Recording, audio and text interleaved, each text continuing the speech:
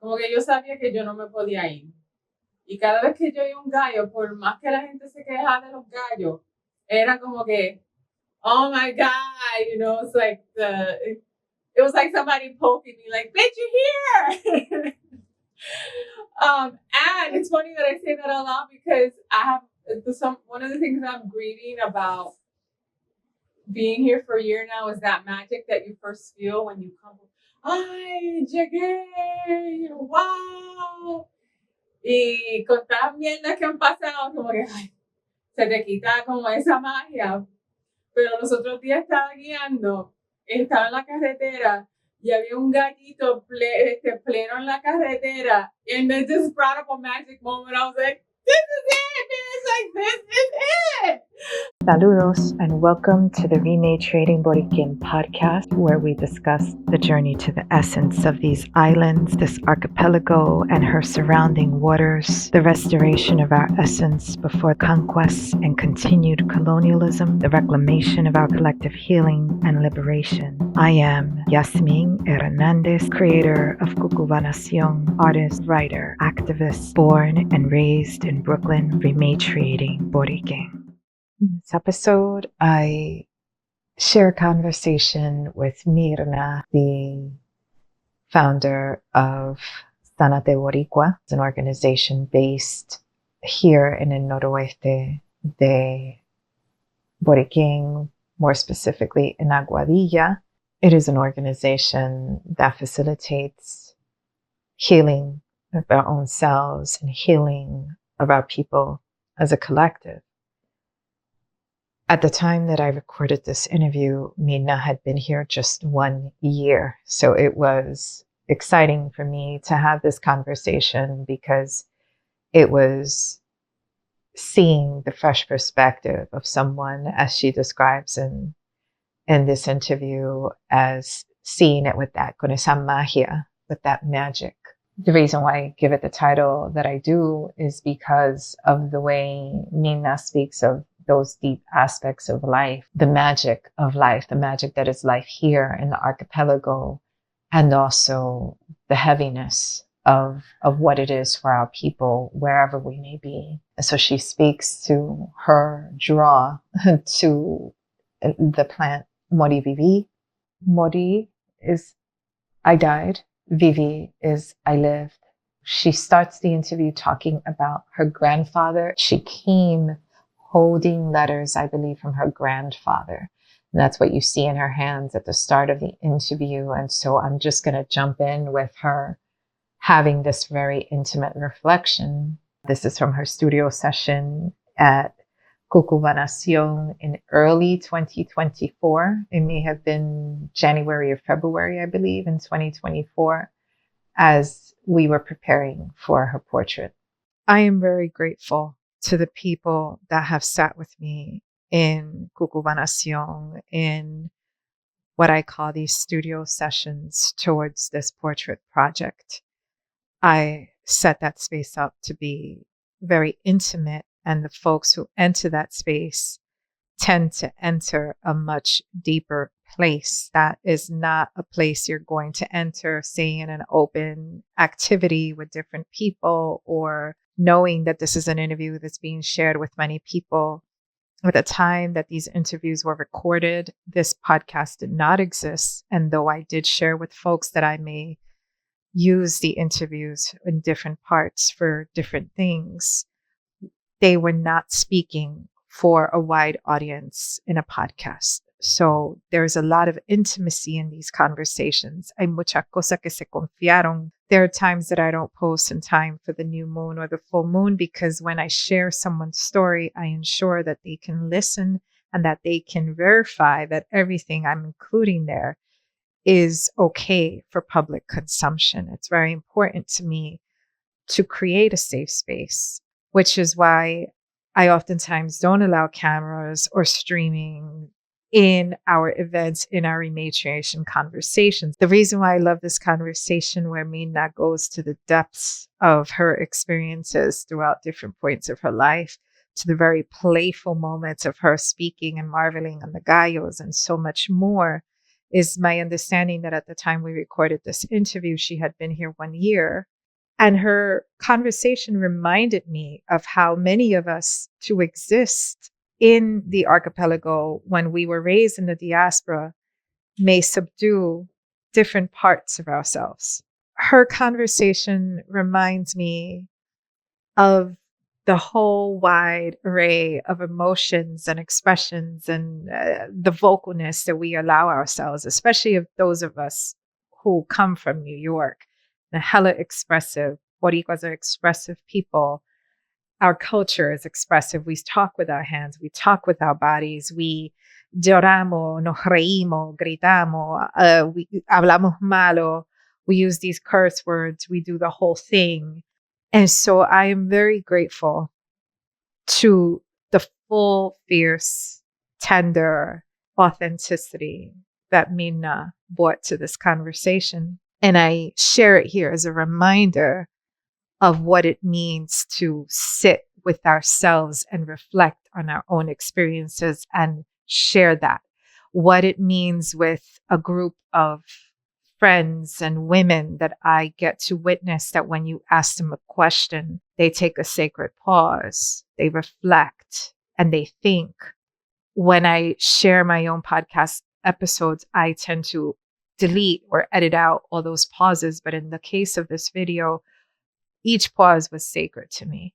Each pause was a reminder that it's okay and it's beautiful to pause and to process and to feel in your body what it is, what the heck it is that you want to say and how. This may not be any kind of podcast like other podcasts where people sit to shoot the shit or lo que sea, or I may not be reporting on current events or what's going on here, que lo que está pasando with the crypto colonials, colonial settlers, certain fascist regimes or whatever. What I am interested in is presenting our people when they are in their element, when they are comfortable to really speak their truth. Eso es lo que me interesa a mí.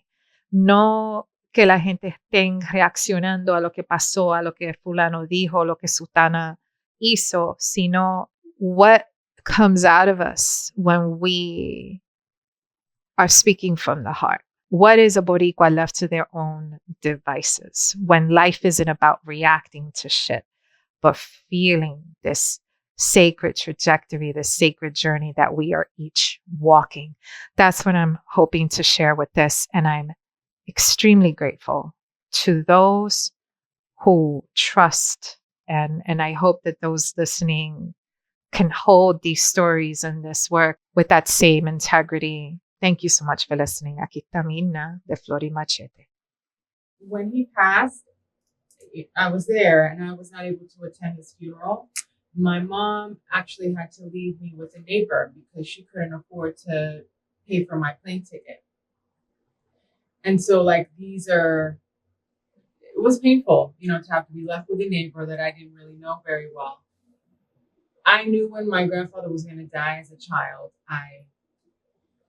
I was dreaming about it, coming up to it. And so the day that he passed, I knew it because I hadn't dreamt about him that night. And I felt like, como que se había desconectado, like the pain when when you can't return to be with your elders when they're passing or when they've passed. And so that was my experience with my mom, her coming here for his funeral. So. Thank you so much for sharing that and for bringing him into the space. Wow. Yo hablo mucho de la matriz, but you have me on this whole ombligo tip, this umbilical cord, right? I'm thinking of that as you talk about despegándote de la isla, despegándote de la familia. And I kind of had that sense. And then when you talked about your grandfather como que despegándose, and then you stopped dreaming about him. Can you talk about that a little? What is that tie? How did you perceive that as a child?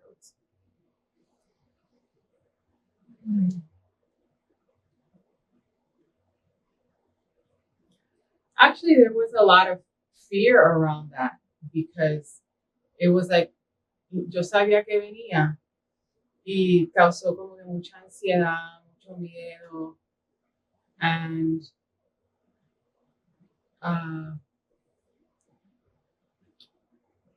it's something that I'm still healing to this day because of that experience. I have a lot of anxiety around like my family members passing and not being able to be with them because all of my elders passed here or in New York, and I didn't get to be with any of them. I didn't get to go to any of their services.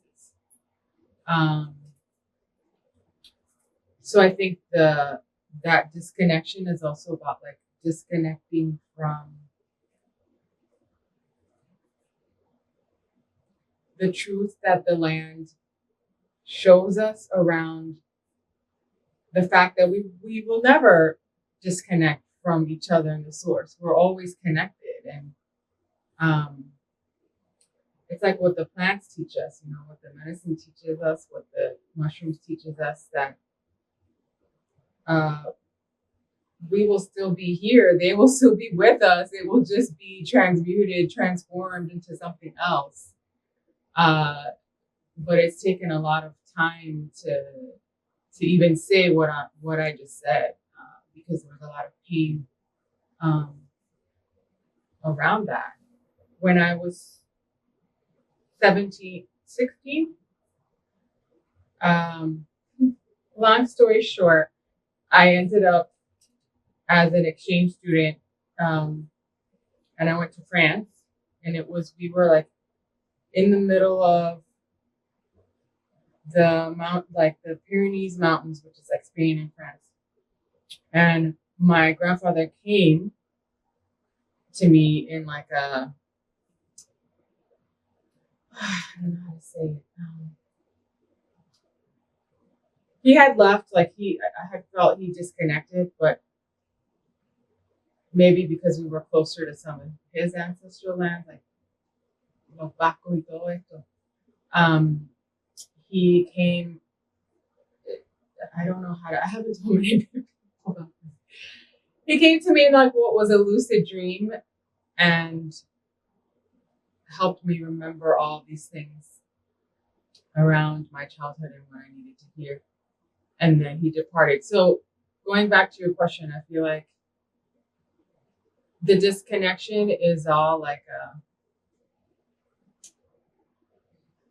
is more like a byproduct of the pain that we feel when we aren't able to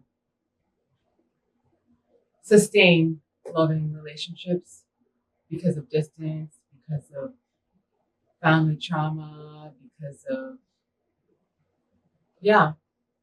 violence. But there's always the opportunity to connect again in moments, especially when we're connected to the land. I feel so honored that you would bring these intimate stories. Let's start with cómo tú te presentas? How do you identify? How do you want to, what are the sort of identities or the essence that you just want to be recognized as on your journey? So what I'm about to say is mainly based on what I do, but what I'm on a journey on right now is being seen for my essence and my energy rather than what I give, what I do. So as of like now and in the past, I don't know, 8 years, it's a queer person, an herbalist, a facilitator of community wisdom, and for lack of a better word, like this is a very New York word, a cultural organizer. So those are the words, but beyond that, there's a lot more. Como empezaste con este tema de tu abuelo, I wanted to ask you about home. What does that word evoke? Mm-hmm.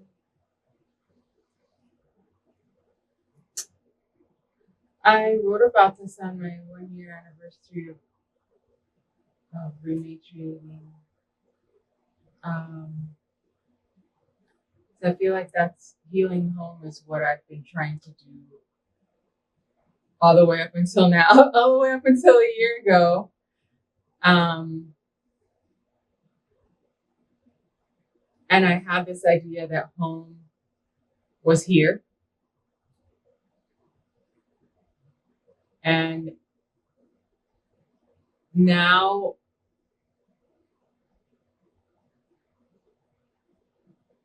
I've realized that healing home is also like healing my body, like healing this home. I feel like everything that has happened to us as people, our people here, our people in the diaspora, has disconnected us from not just like our spiritual, emotional sense of feeling at home, at peace, in loving community and acceptance of ourselves, like in that way, but also being at peace and being in care with the physical manifestation of who we are. To build on that, right? The physical manifestation of who we are as home. What about like source of this term womb? Right? Womb is something I keep coming back to as like this energetic space. It could be literal as to where we hail from, but like how do you connect to that term? Like, or do you? Mm-hmm. Do you at all?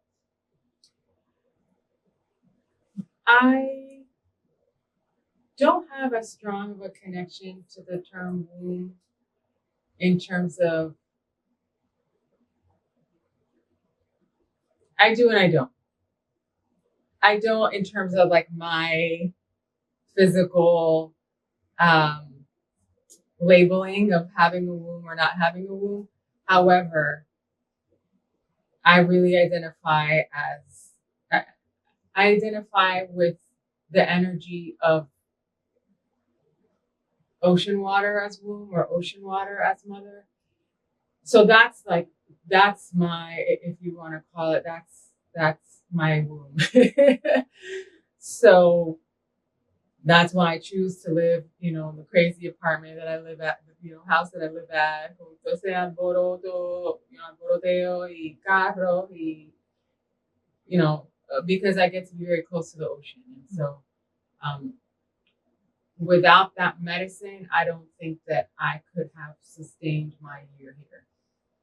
So that is my womb, and even now I started to question like the term Mother Earth, because I wanna make space for our gender expansive, loved ones to feel like they can have the qualities without these terms around the feminine. But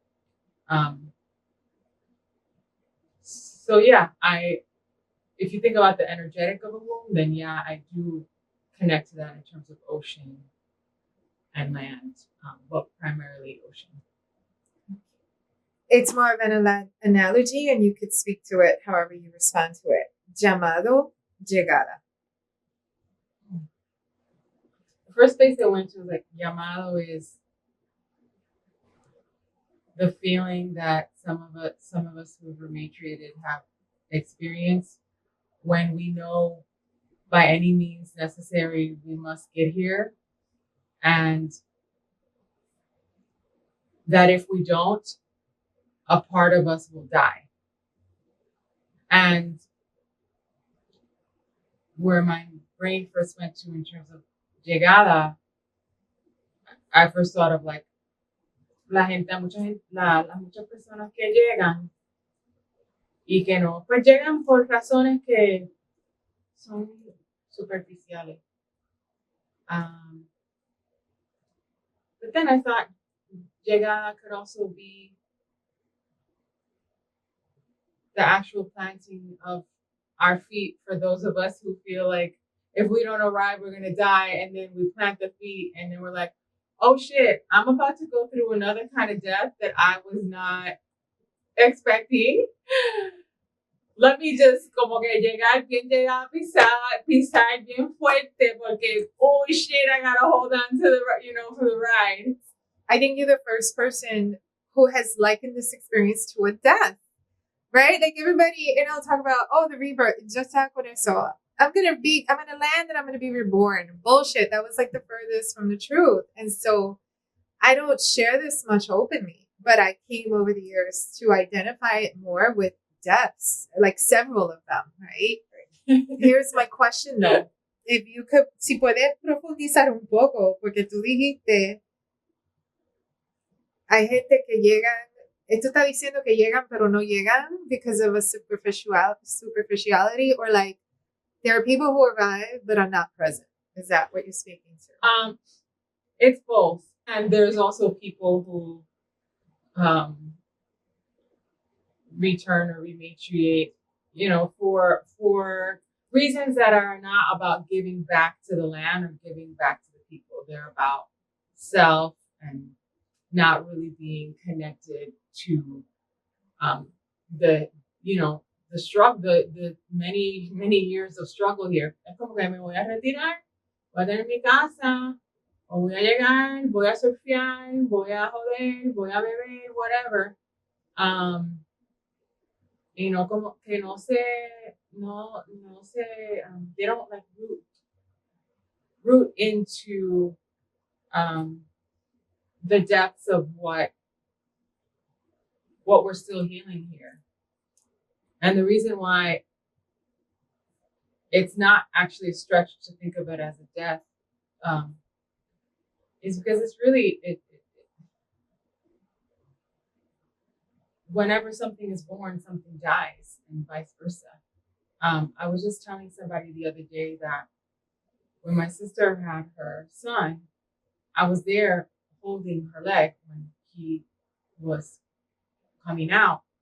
And one of the reasons I was there, one, because my sister is like one of the most important people in my life. She's 9 years younger. She was born in Mocha. I helped raise her. And because we thought she might die during childbirth. But the feeling I had when, this is a sidebar, you can edit this part out. But the feeling I had when I saw him be birthed, I remember, and this was 13 years ago, I had only ever had this same feeling, porque yo me quedé como que, yo no pude dormir como por 3 noches o algo así. Me quedé como, and I was also like helping to take care of him. And I remember the only other time I had this feeling was when I went to the concentration camps in Poland. I went to Birkenau, Auschwitz. And so 13 years ago, I was like, oh my gosh. So this is fresh on the mind in terms of like life and death, because I was like, I swear 2 days ago telling somebody about this. So that was the sidebar. Yeah. I don't know that it's a sidebar. Well, the story of like my sister and the, como yo conecté esas dos cosas. Yeah, como? Like, como que, what is that feeling that you felt in Auschwitz that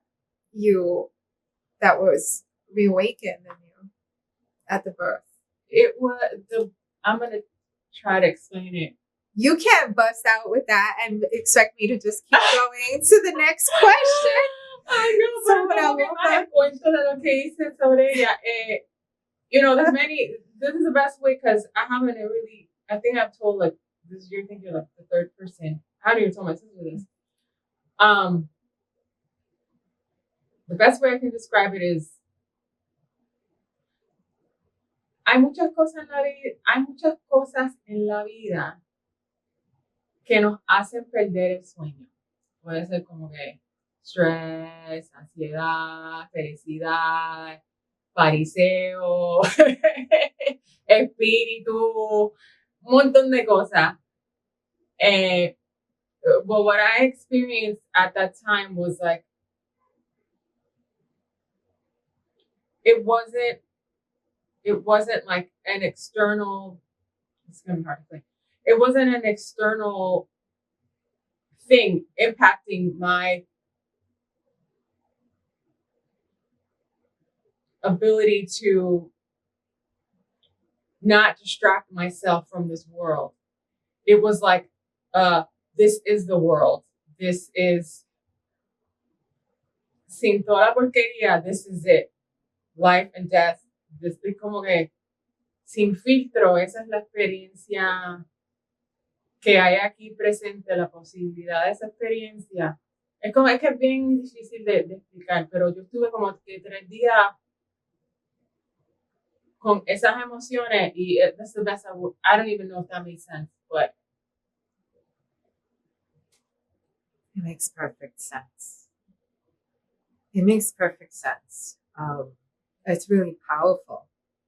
Y yo me quedo como que, how do I connect this to this experience of you rematriating? Because I was going to say, oh no, this happened 13 years ago, and I'm sure Auschwitz happened before that. Is that correct? Yeah. So, but what resonates for me is, who are the people being called? Not everybody is feeling life on the level that you are, right? And I think that this land is calling people who are raw and ready to see life on life's terms. I think that that's the level of healing that is needed. And what immediately came to me is the moment it was clear that I wanted to rematriate, which was actually about 12 years ago. So right around that time, I was in Utuado, in the mountains, and I was a part of a ceremony, and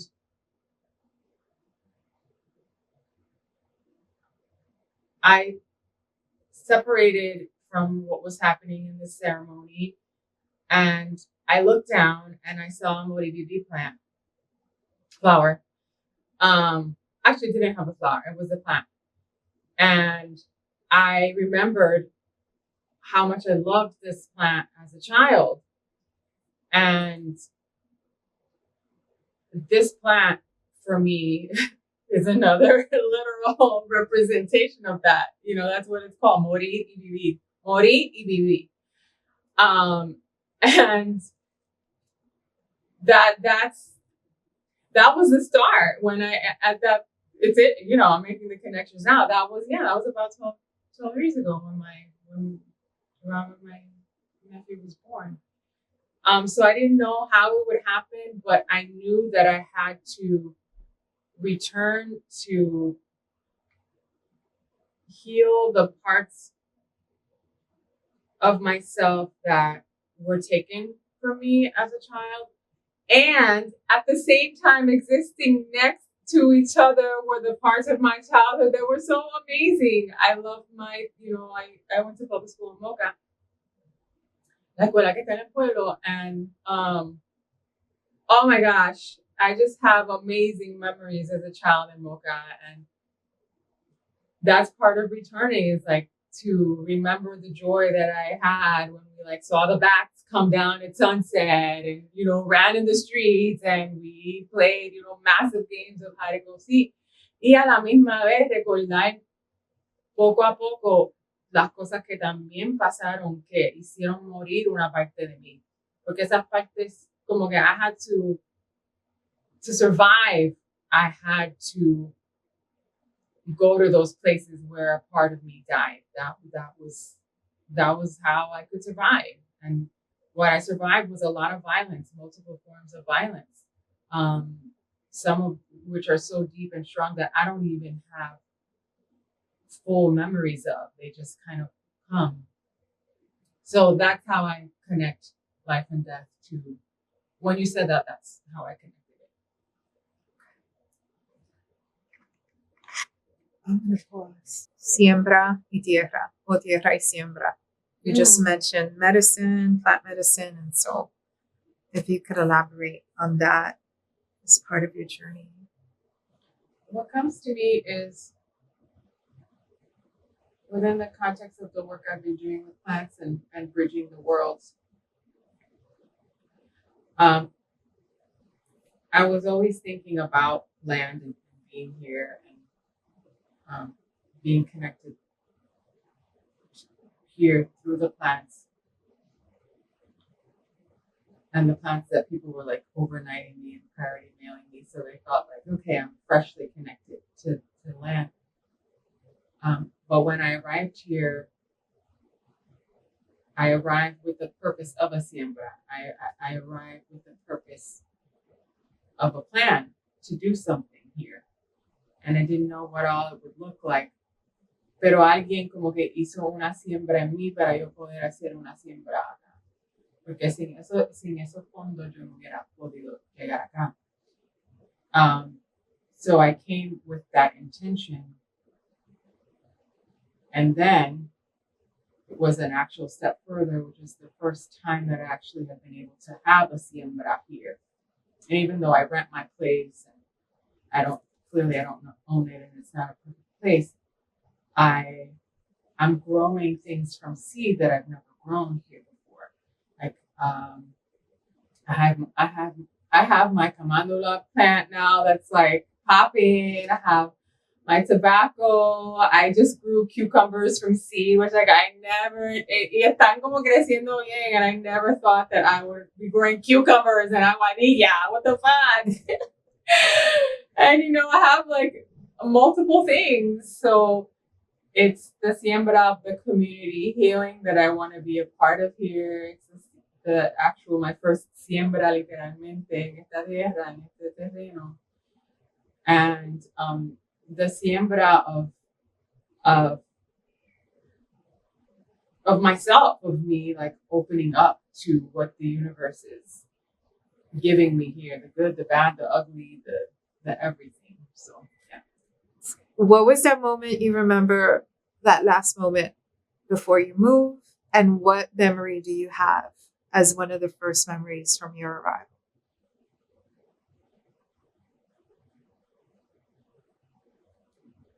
What I would say is that my arrival happened before my arrival. Because so that's more what I want to talk about, because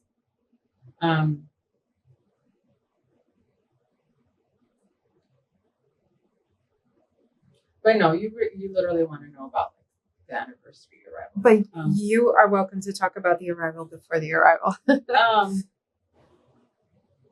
The external plan was to come here and be here for 6 months and be afuera for 6 months y así. Pero yo en verdad adentro sabía que ese plan no se iba a dar. Yo sabía que cuando yo llegara aquí, que se me iba a hacer bien difícil de irme. So some of the first memories I have is gallos and the breeze. Like the breeze is everything to me here. It's like ocean and breeze, and I'm like, there's no way I can leave this breeze. Just being in this breeze provides something for my spirit that como que yo sabía que yo no me podía ir. Y cada vez que yo oía un gallo, por más que la gente se quejaba de los gallos, era como que, oh my God, it's like it was like somebody poking me, like, bitch, you're here. And it's funny that I say that a lot, because I have one of the things I'm grieving about being here for a year now is that magic that you first feel when you come. Ay, llegué, wow. Y con todas las mierdas que han pasado, como que ay, se te quita como esa magia. Pero los otros días estaba guiando, estaba en la carretera y había un gallito pleno en la carretera, and it just brought up a magic moment. I was like, this is it, man. It's like, this is it. This motherfucking tiny little rooster is like running down the street towards you in a car, and he does not give a fuck. And I was like, this is a magic moment that I forgot. So in the beginning, it was like, the breeze, the gallos, and I just was like, yeah, you're not going to go anywhere. The greatest challenge has been dealing with just infrastructure, systemic things here around housing, utilities, things that we take for granted afuera,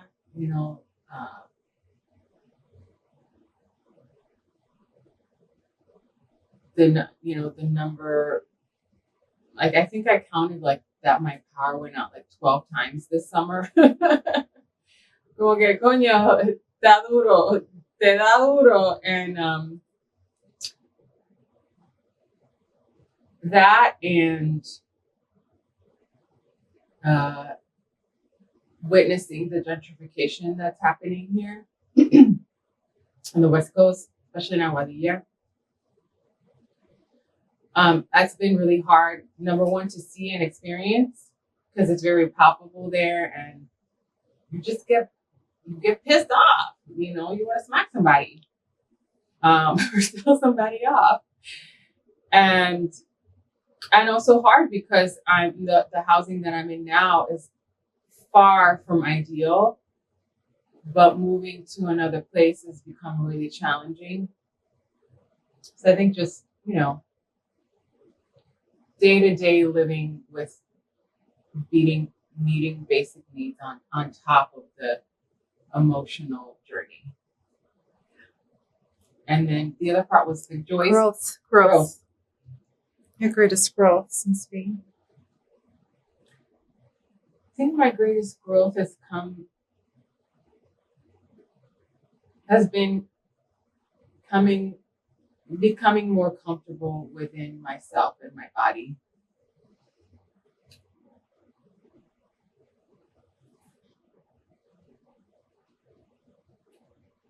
And part of that has also come from my people here in small ways. It's also sometimes come in not so healthy ways, like, they will remind us in a lot of ways that we ain't from here. But to just even hear people say my name as it should be pronounced, life-changing. It makes you feel like, okay, like, I don't have to fight to, be called, my name. So yeah, the greatest growth is just becoming more comfortable with myself and really standing for what I believe in a place where that is sometimes very different. And like continuing to remember, like, okay, this may be how things operate and are operating here, but and I want to honor that and be in respect of that and in alignment of that. And I don't want to lose who I am, my radical values on queerness and, reciprocity and, racial justice and, breaking down systems. Like, the things that have sustained me here are the ocean. Without access to the ocean, I don't think I would have made it this far. And the plants, like seeing the plants, that is one thing that has not lost its magic for me. I'm gonna knock on wood. I never get tired of seeing our plants. I'm always like, yeah, look at all that. So driving and listening to music and seeing plants growing wild, that brings me a lot of peace and joy. And then the third piece is community. I'm blessed to have a small community here in the West with similar values, we are all dedicated to healing ourselves and being in partnership around healing for our people. So yeah, the beach, the plants, community and the elements like aguacero, el viento, el sol. Those are the things that sustain me. ¿Faltó algo que quisiera añadir? I think the last thing I will add is one of the things that helped me realize that I needed to return was witnessing. So my aunt lives here in Maya West. Witnessing the fear that my aunt lives with. She expresses it in the way she moves in the world and also in her body. And I think a lot of our families have that fear because of what has happened to us over and over here. The impacts of colonization, really, and many other things. And by us returning,